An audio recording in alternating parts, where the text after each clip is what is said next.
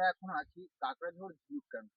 এবং এই কাকড়া সবথেকে সোজা রাস্তা হচ্ছে সবাই কাকড়াঝোড় থেকে আমলাশোল বলে একটা জায়গা আছে। জায়গাটার নাম হচ্ছে ওই গ্রামটা জায়গা বলতে এই গ্রামটার নাম হচ্ছে আমলাশোল এবং এই কাকড়াঝোড় থেকে আমলাশোল প্রায় ২ কিলোমিটার। এই আমলাশোলে আসার পরে খানিকক্ষণ এই রাস্তাটা এরকম সরু আছে, বেশি খুব একটা বড় না, ৪ চাকা মোটামুটি যাবে। সোজা এই রাস্তায় এসে এই কাকড়াঝোড় ক্যাম্প পাশেই আছে। এখান থেকে রাস্তা থেকে সোজা দেখা যাবে রাঙামাটি হোমস্টে। তার পাশে হচ্ছে কাকড়াঝোড় ক্যাম্প এবং এই কাকড়াঝোড় ক্যাম্পের থেকে আপনারা কেউ কন্ট্যাক্ট করে আসলে কন্ট্যাক্ট নাম্বার দেওয়া আছে। আপনারা দেখে আসবেন এবং এখান থেকে সোজা হচ্ছে আমাদের হোমস্টে, ওই ঠিক পাহাড়ের কোলে, একদম পাহাড়ের কোলে আমাদের হোমস্টেটা। এবং এখানে হচ্ছে গাড়ি পার্কিং করার জায়গা আছে। এই যে লেখাও আছে কাকড়াঝোড় ঝিনুক ক্যাম্প কার পার্কিং। এখানে সবাই কার পার্কিং করে ৪ চাকাগুলো এবং আমরা ২ চাকা নিয়ে এসেছি, বাইক নিয়ে এসেছি। আমরা এখান থেকে সোজা গিয়ে আমরা যেখানে টেন্টে আছি সেই টেন্টের পাশে রেখেছি এবং এখানে এসে আমাদের সত্যি খুবই ভালো লাগলো। অন্যান্য জায়গাও গেছি আমরা, কিন্তু ঠিক এই পাহাড়ের কোলে খুবই একটা ভালো মুহূর্ত কাটালাম আমরা এই ২ দিন। আমরা ৩১ তারিখ এবং ১ তারিখে এসেছিলাম এবং এসে আমরা ৪ জন বন্ধু এসেছিলাম, আমার ভাইও এসেছিল। আমরা সবাই এসে খুবই আনন্দ করেছি। এই অন্য টেন্ট আছে এখানে, কিন্তু এই টেন্টটা আমাদের কাছে মনে হলো যেন সবথেকে ভালো। এবার আমি কোনো টেন্টের প্রমোশন করছি না, কিন্তু আমার কাছে ভালো লেগেছে। এবং এই পাশে আছে রাঙামাটি হোমস্টে। এই সোজা এই রাস্তা থেকে এই লাল মাটির যে দেশ আমরা বলা হয়, এক কথায় এই লাল মাটি, এই বীরভূম, বাঁকুড়া, পুরুলিয়া যে লাল মাটি বলা হয় এবং সেই লাল মাটির উপর থেকেই আমরা হেঁটে, হেঁটে যাচ্ছি। আমরা যেখানে থাকি কলকাতায় সেখানে সেরকম লাল মাটি দেখা যায় না। দেখতেও ভালো লাগছে। এই পাশে হচ্ছে রাঙামাটি হোমস্টে এবং রাঙামাটি হোমস্টে থেকে সোজা আমরা আরেকটু এগোলেই আমাদের হোমস্টে পড়বে ঝিনুক ক্যাম্প হোমস্টে এবং এখান থেকে সোজা গিয়ে স্টপ। সো কেউ যদি বাইক নিয়ে আসে, এটা এটা হচ্ছে বাইক রাখার জায়গা। মানে বাইক নিয়ে আসে, বাইক রাখার জায়গা হচ্ছে এইটা, ঠিক আছে? এইটা হচ্ছে টেন্ট। মানে যারা টেন্টে থাকার ইচ্ছা আছে বা টেন্টে থাকতে চাও, তার টেন্টের ব্যবস্থা হচ্ছে ঠিক এই যে উপরে বিচুলির চাল দিয়ে ঘেরা। প্রায় এখানে ৩, ৩, ৬টা, ৭টা টেন্ট আছে। ঠিক টেন্টের সামনে একটা ছোট জায়গা আছে। তুমি এখানে খেলতে পারো বা যাই হোক আনন্দ ফুর্তি করতে পারো। সামনে দুটো লজ টাইপের আছে। এটা এখনো ওপেন হয়নি। ওপেন হয়েছে, কিন্তু এটা নতুন হয়েছে আর কি। এটা নতুন হয়েছে। এই দুটো লজ হয়েছে। বেশ সুন্দর জায়গাটা, অনেকটা বড় স্পেস নিয়ে। এই যে সামনে যে জায়গাটা দেখছো, এটা হচ্ছে তোমার কিচেন প্লাস ডাইনিং রুম। মানে এই জায়গাটা রান্নাঘর প্লাস এখানে তোমার লোকজন খায়। অনেকটা বড় স্পেস আছে। একবারে প্রায় ৩০-৪০ জনের উপরে দিব্যি খেতে পারে। আর আমরা এখন যেখানে যাচ্ছি সেটা হচ্ছে আরেকটা সাইডে।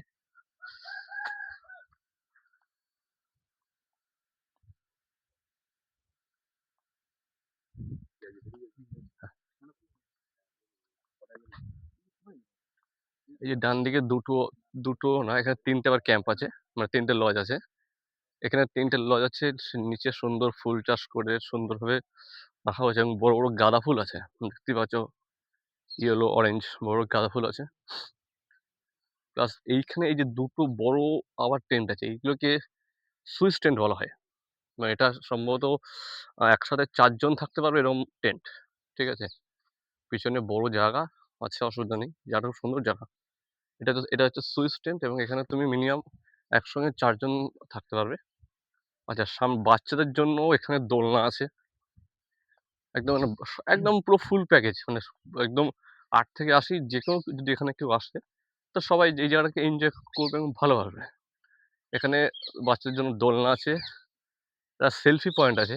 যদি কেউ ভাবে যে সেলফি তুলবো, এটা রাত্রিবেলায় পুরো লাইট জ্বলে, এটা লাভ।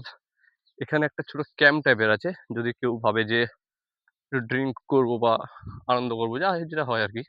ছোট ক্যাম্প টাইপের আছে। ওদিকে আরেকটা আছে বেশ দোতলা টাইপের, ওটাও ক্যাম্প টাইপের। এই যে দেখতে পাচ্ছি ক্যাম্প। ঠিক ক্যাম্পের উল্টো দিকে, ঠিক ক্যাম্পের পিছনে হচ্ছে বড় পাহাড়। এই পাহাড়ে ট্রেকিং যায় মানুষ। মানে যারা এই ক্যাম্পে ঘুরতে আসে, তারা এখান থেকে এই পাহাড়ে ট্রেকিং করতে যায়। সো আমরা এখন এই দোতলায় উঠছি। উঠে পাহাড়ের সিনটা দেখাবো। আহ! এই যে এখান থেকে দৃশ্যটা হচ্ছে কিছুটা এরকম। এই হচ্ছে পাহাড়। এই হচ্ছে পাহাড়। এই পাহাড়ে ট্রেকিং এ যায় প্রায় ঘন্টা ২ থেকে ২.৫ ঘন্টা সামথিং সময় লাগে। ঠিক আছে? এবং এই ক্যাম্পের থেকেই এরা যারা আছে যে মালিক আছে সে ব্যবস্থা করে। সেই এই জন্য ব্যবস্থা দেবে করে, কোনো অসুবিধা নেই। আর ঠিক এই দোতলা যে ছোট মানে কি বলবো ওটাকে ছাদ বলি বা যাক, এখান থেকে কিছুটা ভিউটা এরকম।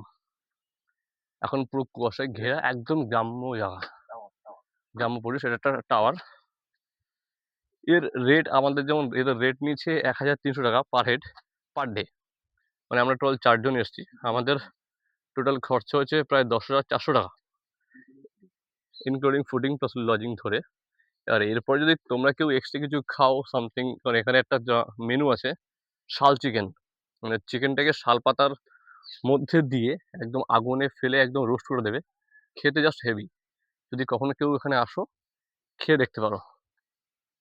এই হচ্ছে যে তোমার কাকড়াঝোড়ের ঝিনুক ক্যাম্প, যেটা বেশ সবথেকে জনপ্রিয়। যেকোনো ক্যাম্পে থেকে এই ক্যাম্পের ডিমান্ড সবথেকে বেশি এবং ভিড়ও বেশি। এখনো অবধি লাস্ট যখন দেখলাম গাড়ি পার্কিং এ প্রায় ৬ টা গাড়ি এখনো দাঁড়িয়ে আছে।